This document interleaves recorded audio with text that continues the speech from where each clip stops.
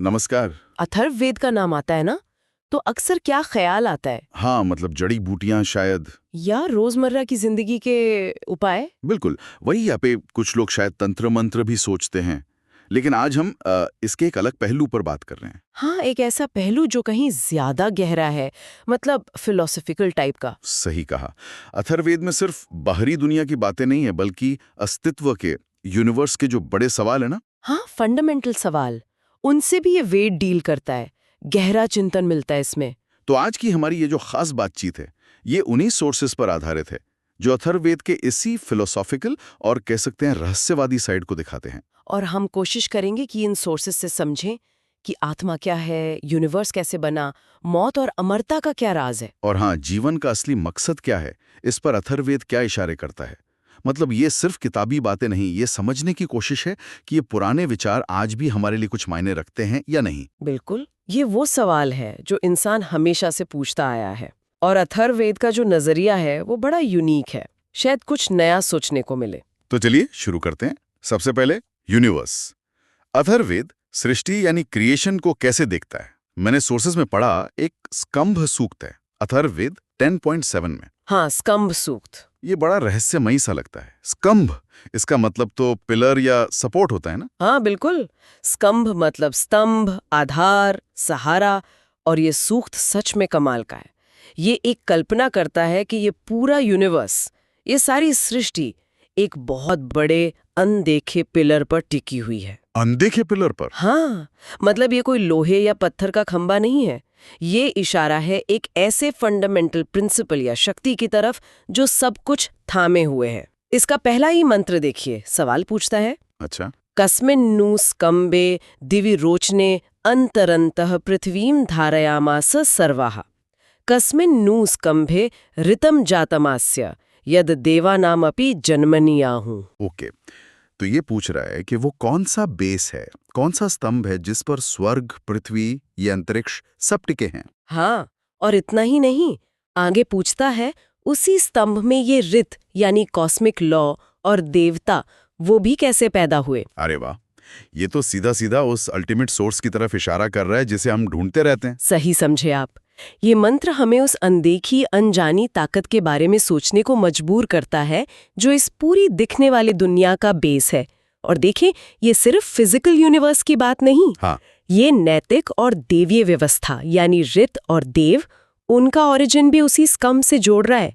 ये बहुत powerful idea है कि फिजिकल और नॉन फिजिकल सब एक ही सोर्स से कंट्रोल हो रहे हैं, उसी पर टिके हैं। और मैंने सोर्सेज में ये भी देखा कि शायद यही स्कंभ का कॉन्सेप्ट आगे चलकर उपनिषदों में ब्रह्म के विचार में बदला। हाँ बिल्कुल, वो परम सत्य जो फॉर्मलेस है, हर जगह है और पूरी सृष्टि का फाइनल बेस है। ये कनेक्शन तो गजब का है। मतलब ये सिर्फ एक पिलर की बात नहीं, ये तो पूरी यूनिवर्स की एकता, यूनिटी ऑफ एग्जिस्टेंस का प्रिंसिपल है। निश्चित रूप से ये स्कंभ सूक्त हमें सोचने पर मजबूर करता है कि क्या ये जितने भी अलग अलग रूप, नाम, ग्रह, तारे, जीव जंतु हैं, सब उसी एक अनदेखे सपोर्ट पर टिके हैं। अगर हाँ, तो फिर अलगाव कहाँ है। ये बात तो सोचने वाली है। ये विचार बहुत गहरा है और बाद के इंडियन फिलॉसफी का बेस बनता है। और ये स्कंभ कोई पैसिव चीज नहीं है, ये एक्टिवली धारण करने वाली शक्ति है। ये यूनिवर्स की एकता वाली बात तो बहुत दमदार है। अच्छा, अब अगर इस बड़े यूनिवर्स से हटकर इंसान पर आएं, तो आत्मा यानी आत्मन, उसके बारे में अथर्ववेद क्या कहता है। अक्सर तो आत्मा को अमर मानते हैं, क्या वेद भी यही मानता है। हाँ, अथर्ववेद आत्मा के शाश्वत यानी इटर्नल और अजन्मा अनबॉर्न होने पर जोर देता है। इसके हिसाब से आत्मा न तो जन्म लेती है न मरती है। अच्छा। वो हमेशा से है, हमेशा रहेगी। एक मंत्र है 11.14.14 जो इस रहस्य को और गहरा करता है। कौन सा? अनाद्यंता ह्यात्मा सन्ना ह्यात्मा न जायते नैनम विद्मो यतो जातो नेमम जातम अधा परा। अनाद्यंता ही आत्मा, मतलब जिसका न आदि है न अंत, न जायते, जन्म नहीं लेती। यहां तक तो ठीक है, लेकिन ये आगे कहता है नैनम विद्मो यतो जातो, हम नहीं जानते ये कहां से आई। हाँ, ये थोड़ा अजीब नहीं? अगर अजन्मा है तो फिर ये सवाल ही क्यों कि कहां से आई। ये बहुत अच्छा सवाल है। देखिए, ये जो विरोधाभास जैसा लग रहा है ना, ये असल में हमारी लिमिटेड समझ को दिखाता है। अच्छा। मंत्र शायद यही कह रहा है कि आत्मा का जो नेचर है वो हमारी नॉर्मल लॉजिक कारण कार्य वाली समझ से परे है। हम हर चीज का ओरिजिन ढूंढना चाहते हैं। हाँ बिल्कुल। लेकिन आत्मा उस दायरे से बाहर है। वो बस है, सत्य। उसका होना ही उसका स्वभाव है। उसकी उत्पत्ति का सवाल ही नहीं उठता। वो किसी वजह से पैदा नहीं हुई। वो शायद खुद ही वजह है या वजहों से परे है। और वो लाइन न इससे नीचे कुछ है न परे, ये उसकी अल्टीमेट स्टेट को दिखाती है। तो मतलब आत्मा शरीर से एकदम अलग, एक इंडिपेंडेंट, इटर्नल चीज है। और क्या इसे प्राण शक्ति या कॉन्शियसनेस के रूप में भी देखा गया है? सोर्सेज में ऐसा कुछ इशारा था? हाँ, अथर्ववेद में आत्मा को जीवन देने वाली शक्ति यानी प्राण से जोड़ा गया है। वो सिर्फ कोई पैसिव चीज नहीं, बल्कि एक्टिव चेतना है जो शरीर को चलाती है, महसूस करती है। कई सूक्तों में प्राण की महिमा है और अक्सर वो आत्मा के लिए ही इस्तेमाल होता है। ओके। यही चेतना है जो मरने के बाद भी रहती है। शरीर खत्म हो जाता है पर इसका नाश नहीं होता। और यहीं से फिर मौत और अमरता का सवाल जुड़ जाता है ना? अगर आत्मा अमर है तो फिर मौत क्या है? अथर्ववेद कैसे देखता है इसे? क्या ये कोई दुखद एंडिंग है? नहीं, अथर्ववेद मौत को एंडिंग नहीं मानता। वो इसे एक ट्रांजिशन, एक बदलाव मानता है। ट्रांजिशन? हाँ, जैसे अवस्था बदलती है। ये जीवन की यात्रा का एक नेचुरल पड़ाव है। आत्मा के लिए एक शरीर छोड़कर दूसरी दुनिया या दूसरी स्टेट में जाने का रास्ता। इसे डर या दुख की चीज बनाने के बजाय समझने पर जोर है। इसका कोई उदाहरण है मंत्रों में? हाँ बिल्कुल। जैसे एक अंत्येष्टि सूक्त है 8221, उसमें जो आत्मा चली गई है उसे एड्रेस किया जाता है। अच्छा, क्या कहते हैं? उत्तिष्ठ तिष्ठ प्रजा पश्येमं लोकम तथा परम, हाँ। अस्मिन् संस्था आश्रयांसम ततो गच्छत मुत्तरम। उठो, स्थिर हो, इस लोक को देखो और उस परलोक को भी देखो। अच्छा। यहाँ रहकर जो अच्छे काम किए हैं, हाँ। उनके सहारे अब ऊंचे लोकों की ओर जाओ। अरे ये तो सीधा सीधा कर्म फल और आगे की यात्रा की बात कर रहा है। बिल्कुल। ये मौत को अंत नहीं, बल्कि सफर का अगला पड़ाव बता रहा है। हाँ, इसमें डर नहीं है बल्कि एक तरह की गाइडेंस है। मैसेज ये है कि जिंदगी में जो कर्म किए वही मौत के बाद का रास्ता तय करेंगे। तो डरने की बजाय जिंदगी अच्छे से जियो। सही बात है। जिंदगी को जिम्मेदारी से जीने की प्रेरणा। ये आत्मा की ग्रोथ का एक प्रोसेस है। ये समझ तो वाकई मौत को देखने का नजरिया बदल सकती है। कर्मों का महत्व एकदम साफ है। अच्छा, अब एक और पहलू पर आते हैं जो अथर्ववेद से बहुत जुड़ा हुआ है, मंत्रों की शक्ति। स्रोत कहते हैं ये सिर्फ शब्द या प्रार्थनाएं नहीं है। क्या मतलब है इसका? हाँ, अथर्ववेद की दुनिया में मंत्र सिर्फ बोले गए शब्द नहीं है। उन्हें खास तरह की साउंड स्ट्रक्चर्स माना गया है। Sound structures? हाँ, जिनमें कॉस्मिक एनर्जी या शक्तियों को असर करने की क्षमता है। ऐसा माना जाता है कि सही उच्चारण और सही इरादे से बोले गए मंत्र खास तरह की वाइब्रेशंस पैदा करते हैं। वाइब्रेशंस? हाँ, जो फिजिकल और नॉन फिजिकल दोनों लेवल पर असर डाल सकते हैं। तो ये एक तरह की कॉस्मिक लेवल की साउंड इंजीनियरिंग हो गई। ये आइडिया तो मॉडर्न साइंस की कुछ बातों से मिलता जुलता लगता है कि हर चीज एनर्जी है, वाइब्रेट करती है। कह सकते हैं ये पुराने ऋषियों का यूनिवर्स को समझने और उससे कनेक्ट करने का अपना तरीका था। वो मानते थे कि साउंड में क्रिएशन और ट्रांसफॉर्मेशन की पावर है। अच्छा।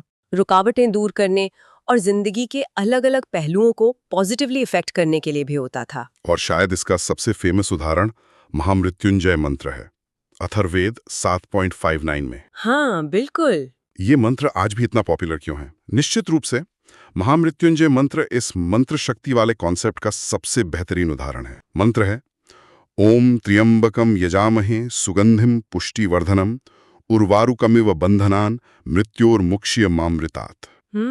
इसकी पॉपुलैरिटी का कारण शायद इसकी पावरफुल साउंड और इसका गहरा मतलब है। हाँ, मतलब भी बहुत गहरा है।